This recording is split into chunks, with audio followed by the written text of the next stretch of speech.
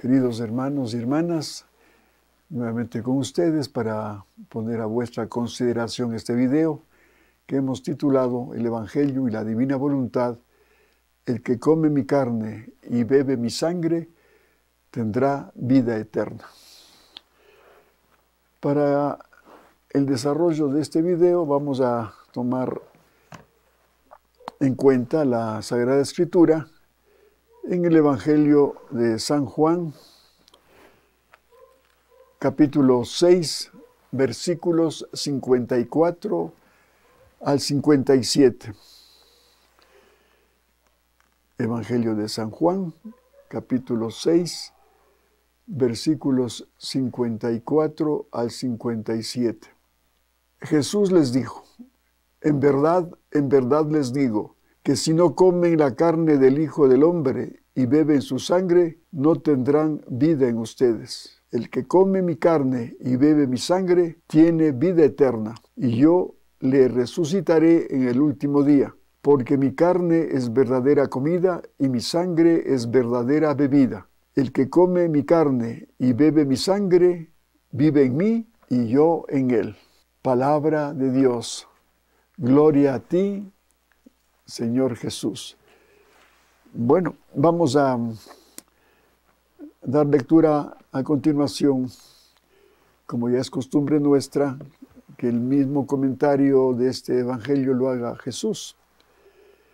Entonces, qué mejor tomar de los escritos dados por Jesús a María Valtorta, que está en este volumen quinto, sección 354, páginas 362 a la 363. Y dice Jesús: en verdad os digo que quien cree en mí tiene la vida eterna. En verdad os digo que yo soy el pan de la vida eterna. Vuestros padres comieron en el desierto el maná y murieron, porque el maná era un alimento santo pero temporal y daba la vida en la medida necesitada para llegar a la tierra prometida por Dios a su pueblo. Mas el maná que yo soy no tendrá límites ni de tiempo ni de poder. No solo es celeste, es divino. Produce aquello que es divino, la incorruptibilidad, la inmortalidad de cuanto Dios ha creado a su imagen y semejanza. Este maná no durará solo 40 días, 40 meses, 40 años, 40 siglos. Durará mientras dure el tiempo y será dado a todos aquellos que tengan hambre de él, hambre santa y grata al Señor, que exultará dándose sin medida a los hombres por quienes se ha encarnado, para que tengan la vida que no muere. Yo puedo transubstanciarme por amor a los hombres, para que el pan sea carne y la carne sea pan, para saciar el hambre espiritual de los hombres, que sin este alimento morirían de hambre y enfermedades espirituales. Pero el que coma de este pan con justicia vivirá eternamente. El pan que yo daré será mi carne inmolada para la vida del mundo. Será mi amor distribuido en las casas de Dios, para que a la mesa del Señor se acerquen todos los que aman o son infelices y encuentren la satisfacción de su necesidad de unirse con Dios o de sentir aliviada su pena. Pero, ¿cómo puede darnos de comer tu carne? ¿Por quién nos has tomado? ¿Por fieras sanguinarias? ¿Por salvajes? ¿Por homicidas? Nos repugna la sangre y el delito. Esto ya lo dijeron los mismos apóstoles. Y continúa Jesús: en verdad os digo que muchas veces el hombre es peor que una fiera, y que el pecado hace al hombre más que salvaje, que el orgullo provoca sed homicida, y que no a todos los presentes les repugnará, ni la sangre ni el delito. Y también en el futuro el hombre será así, porque Satanás se pone ferino con la sensualidad y el orgullo. Por tanto, más necesidad que nunca tiene y tendrá el hombre de eliminar de sí los terribles gérmenes de la infusión del santo. En verdad os digo, que si no coméis la carne del Hijo del Hombre y no bebéis su sangre, no tendréis en vosotros la vida. Quien come dignamente mi carne y bebe mi sangre, tiene la vida eterna, y yo le resucitaré en el último día, porque mi carne es verdaderamente comida y mi sangre es verdaderamente bebida. El que come mi carne y bebe mi sangre, permanece en mí y yo en él. Como el Padre que vive me envió, y yo vivo por el Padre, así el que me come vivirá por mí e irá a donde le envíe y hará lo que yo deseo. Vivirá austero como hombre, ardiente como serafín, será santo, porque para poder nutrirse de mi carne y de mi sangre, se prohibirá a sí mismo los pecados y vivirá ascendiendo para acabar su ascensión a los pies del Eterno. Miren, qué comentario y qué promesas que nos hace Jesús con este sacramento que los católicos tenemos la dicha de tener a nuestro alcance, la Santa Eucaristía, donde está Jesús cuando ya consagra el sacerdote el pan y el vino. Tenemos ya ahí a Jesús vivo, con su cuerpo, sangre, alma y divinidad. Y todo lo que significa ello, como nos dice, ¿no? Tendremos acceso a una vida eterna. Es un alimento espiritual para nuestras vidas. Y en divina voluntad, como ya hemos meditado, cuando vamos a la Eucaristía, vamos a comulgar para precisamente recibirle al Señor y con Él hacer actos de adoración perfecta a nombre de toda la humanidad que comulga, y al mismo tiempo con Jesús hacer actos de reparación por tantas ofensas y pecados que se comete contra la Santa Eucaristía, las profanaciones, los abusos, las misas negras, en fin, tantas ofensas que le hacemos al Señor en este sacrosanto misterio de su Santa Eucaristía. Y cuando decimos que vamos a adorarle con sus obras, como ya habíamos explicado y que simplemente lo repetimos para recordarles, con sus obras que son el acto único de Dios, en que está encerrado las obras ad intra y ad extra. Ad intra con la generación del Verbo, la procedencia del Espíritu Santo. Ahí está ya las obras de la Santísima Trinidad. Y ad extra los tres vías de la creación, la redención y la santificación. Entonces ahí estamos haciendo con estas obras un perfecto acto de adoración. Y también para recordarles que cuando estamos en divina voluntad, la Santa Eucaristía ya permanece en nosotros y continúa más allá de que hayan terminado las especies sacramentales, o sea, el pan y el vino, cuando ya el velo que lo cubre ya no está. Dura apenas 10, 12 minutos, pero si Jesús no encuentra un alma que viva el divino querer, pues ahí termina su presencia porque se terminó la especie. el pan, aunque deja su gracia santificante. Pero el Señor continúa, si vives el divino querer, ya después de la Santa Eucaristía, en todos los actos que hagas con Él durante el día y la noche. Y así cada día puedes hacer ese acto de comunión con este doble motivo: dar gloria y alabanza a la Santísima Trinidad por esta recepción de la Santa Eucaristía y hacer actos de reparación con Jesús de las ofensas que se cometen en la Eucaristía. Y además, para seguir con Jesús, después de que se ha terminado los velos, el pan, continúa en nosotros Jesús y Él se siente muy complacido, como Él mismo dice en otro mensaje dado a Luisa Picarreta, que le sacamos de la prisión, que está encerrado, por ejemplo, en una custodia, y nosotros podemos ya con esa Eucaristía sacarle y Él libremente poder seguir con nosotros haciendo actos divinos en nosotros y nosotros en Él. Bien, que esto también supieran nuestros hermanos separados que no creen en la presencia real de un Jesús que está vivo en la Eucaristía. Por eso se pierden tantos dones, tantas gracias que encierra la Eucaristía.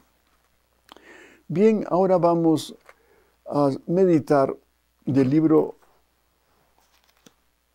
14 del reino del fiat divino en medio de las criaturas, libro del cielo,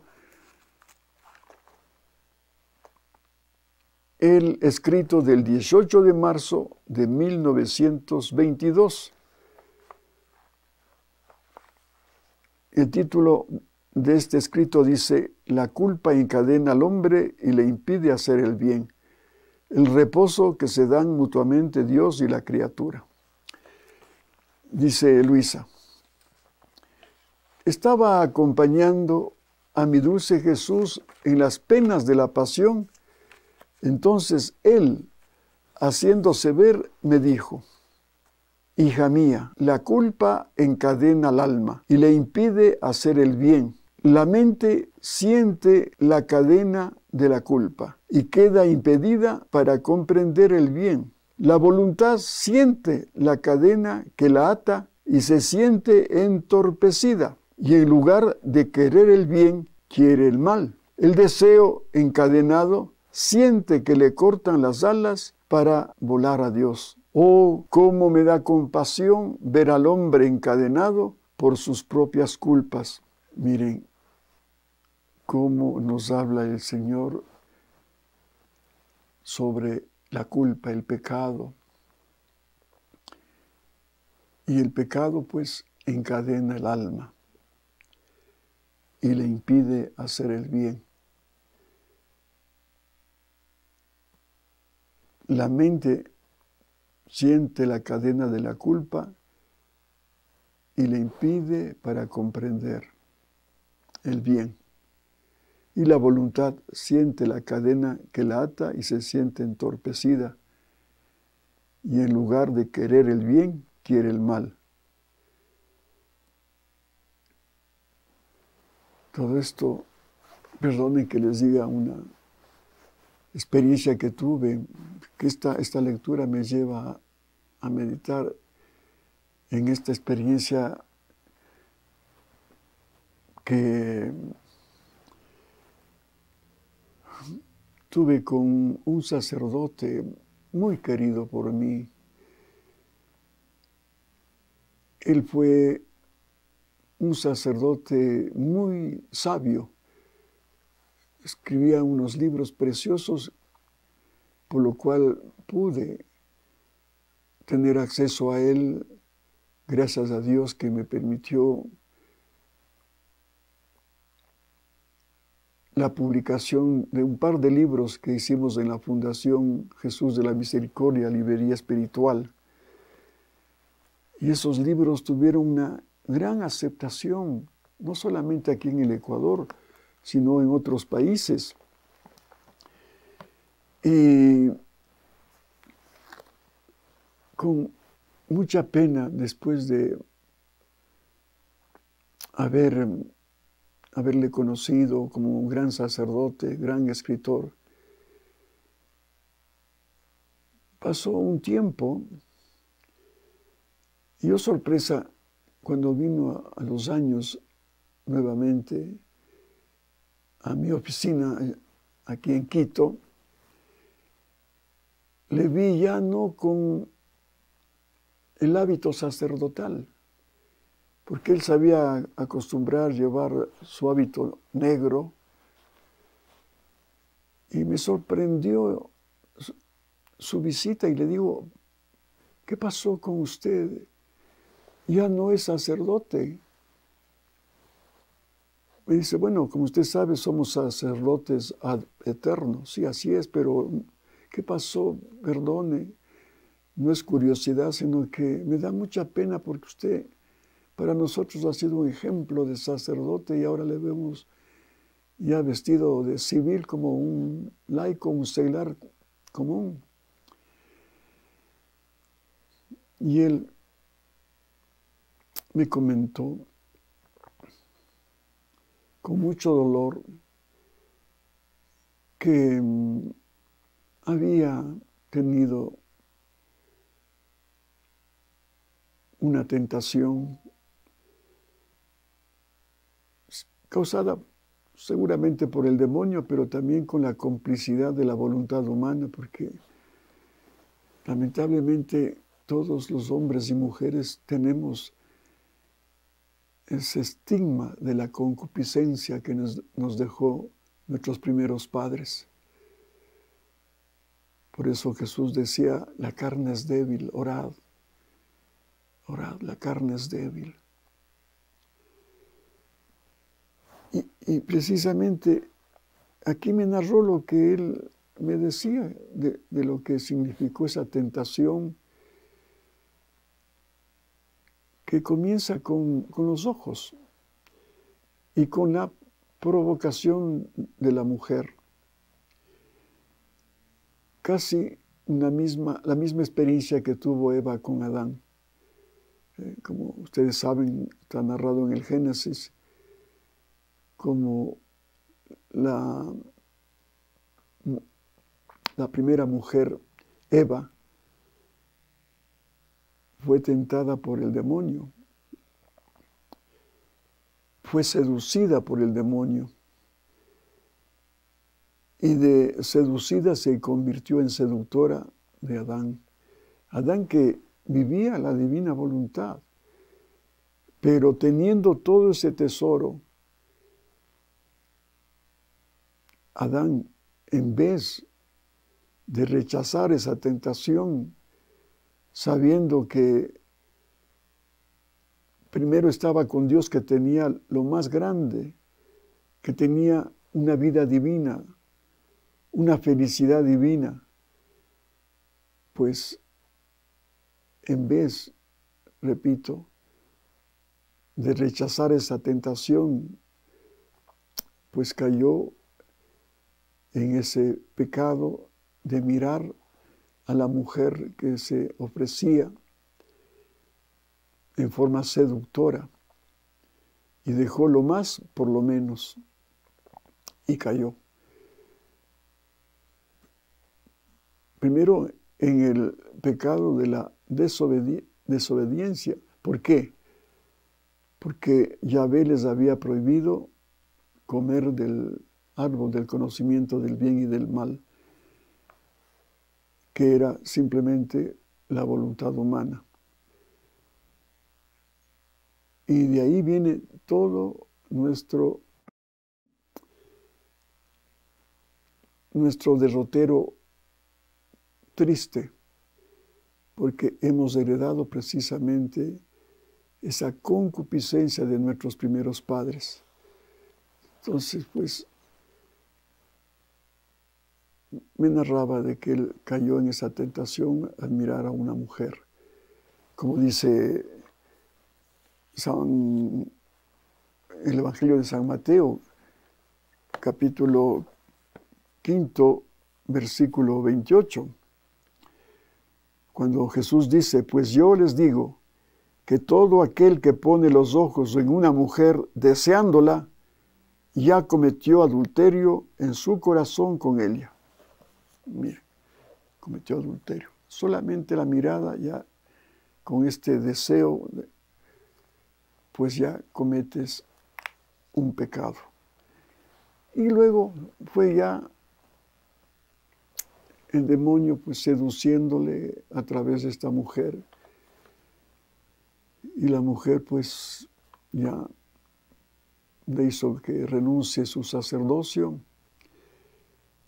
y pues pidió la dispensa, me contaba, al Vaticano, y colgó los hábitos sacerdotales para entregarse a esta aventura amorosa, despreciando el amor perfecto y divino por un amor nacido de la concupiscencia.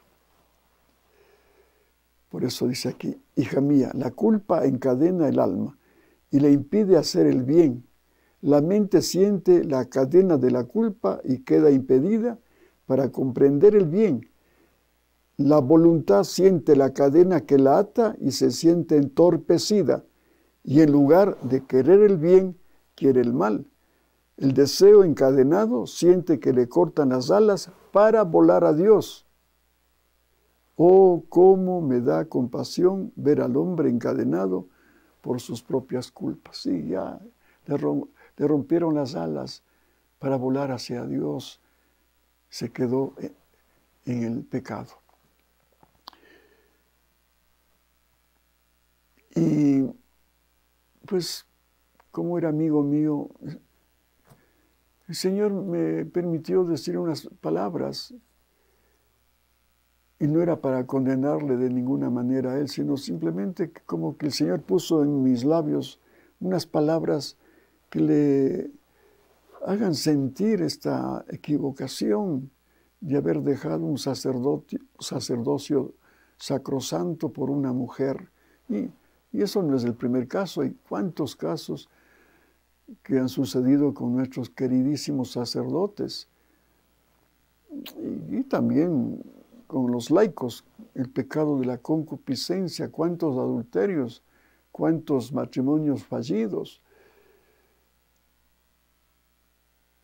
Es que el pecado encadena el alma y se obnubila la voluntad, el entendimiento se hace obstinado, torpe, ya no quiere entender el mandato de Dios, ya no quiere saber de su voluntad, sino que está obsesionado por una mujer, por una situación de concupiscencia, de una pasión desordenada que no ven nada.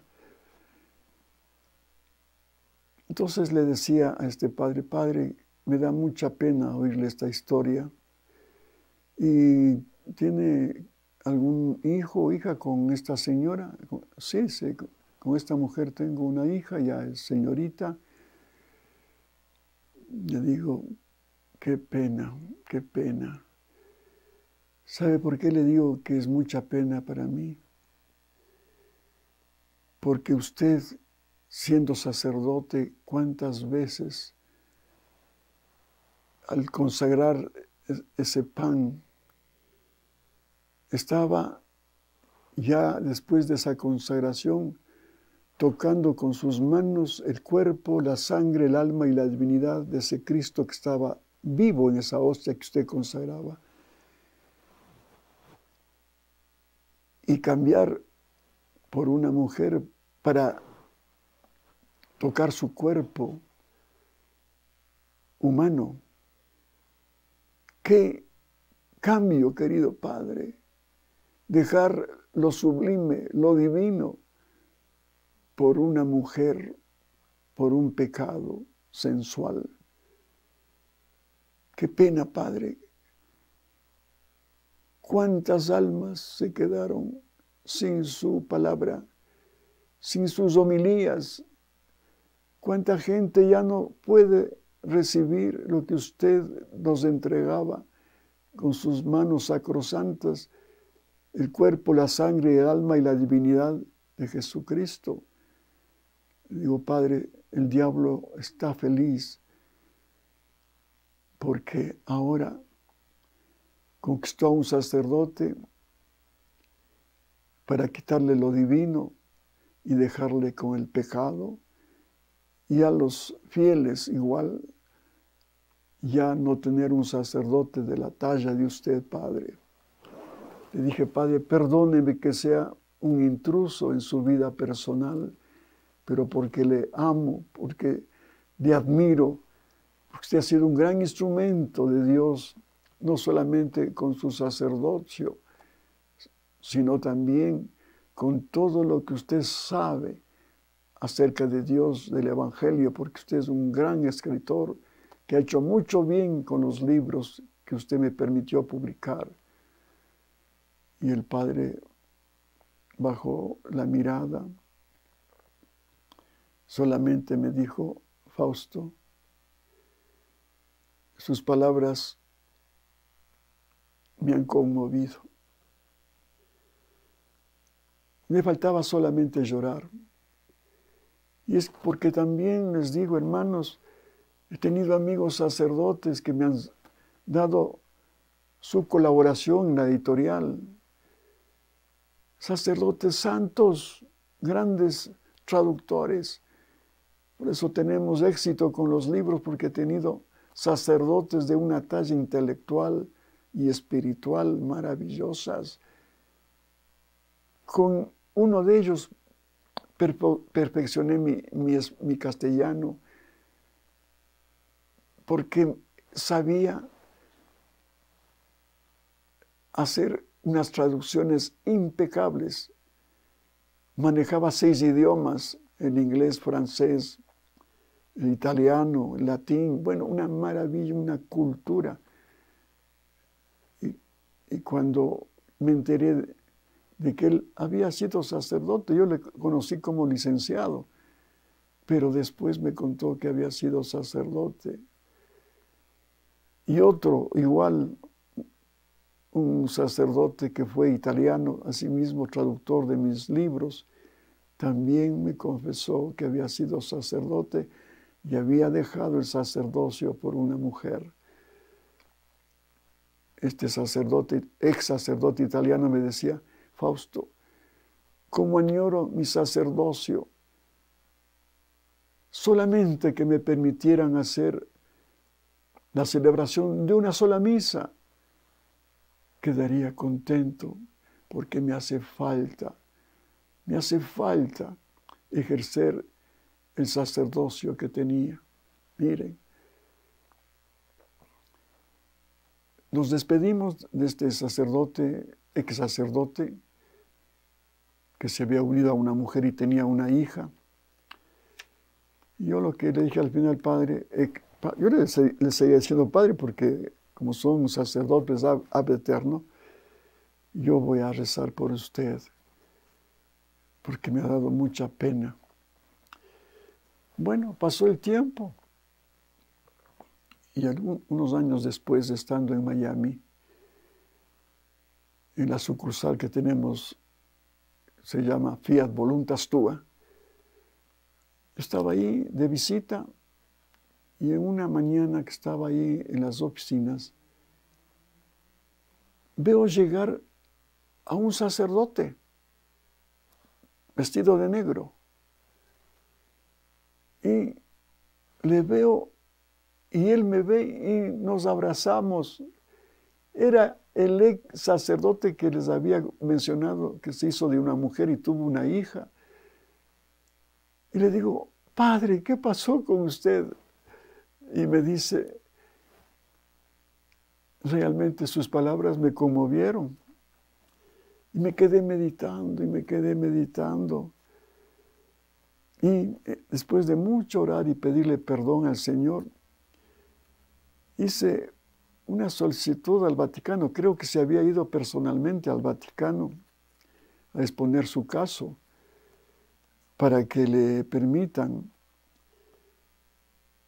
volver al sacerdocio. Me parece que obtuvo una despensa especial y ahí pues Le dije, ¿cómo me agrada verle, Padre, ya de sacerdote otra vez? ¿Y cómo quedó su caso de su hija? No, todo quedamos en paz, arreglamos todo. Le dejamos a mi hija pues en buenas condiciones, tenía un trabajo, le conseguí un trabajo. Bueno, todo quedó en paz con la mujer que tuve esta hija, y pues ahora estoy dedicado con más ahínco al sacerdocio porque volví a mi primer amor. Miren, eso les cuento meditando este pasaje.